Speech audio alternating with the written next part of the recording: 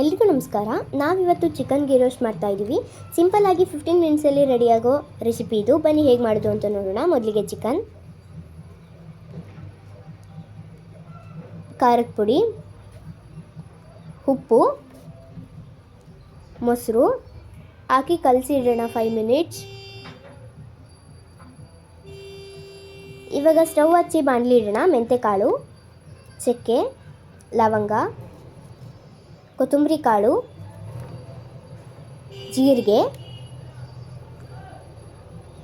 ಕಾಳುಮೆಣಸು ಸ್ವಲ್ಪ ಫ್ರೈ ಮಾಡ್ಕೊಳ್ಳಿ. ಕೆಂಪು ಒಣಮೆಣಸಿನ್ಕಾಯಿ ಎಲ್ಲ ಚೆನ್ನಾಗಿ ಹುರಿದ್ಕೊಳ್ಳಿ. ಹುರಿದ ಮಸಾಲೆಯನ್ನು ಜಾರ್ಗೆ ಹಾಕ್ಕೊಳ್ಳಿ.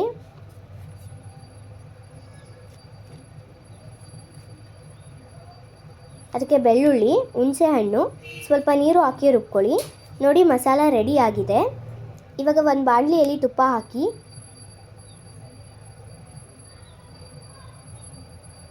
ಕರಿಬೇವು ಹಾಕಿ ಫ್ರೈ ಮಾಡ್ಕೊಳ್ಳಿ. ನೋಡಿ, ಕರಿಬೇವು ಫ್ರೈ ಆಗಿದೆ. ಈಗ ಚಿಕನ್ ಹಾಕಿ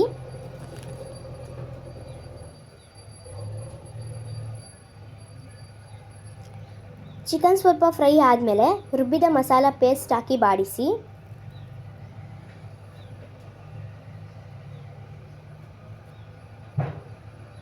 ಉಪ್ಪು ಹಾಕಿ ಫ್ರೈ ಮಾಡಿರೋ ಕರಿಬೇವು ಹಾಕಿ ಬಾಡಿಸಿ. ಚಿಕನ್ ತುಂಬ ಚೆನ್ನಾಗಿ ಬೆಂದಿದೆ. ಇವಾಗ ಈಸಿಯಾದ ಚಿಕನ್ ಗೀ ರೋಸ್ಟ್ ರೆಡಿಯಾಗಿದೆ.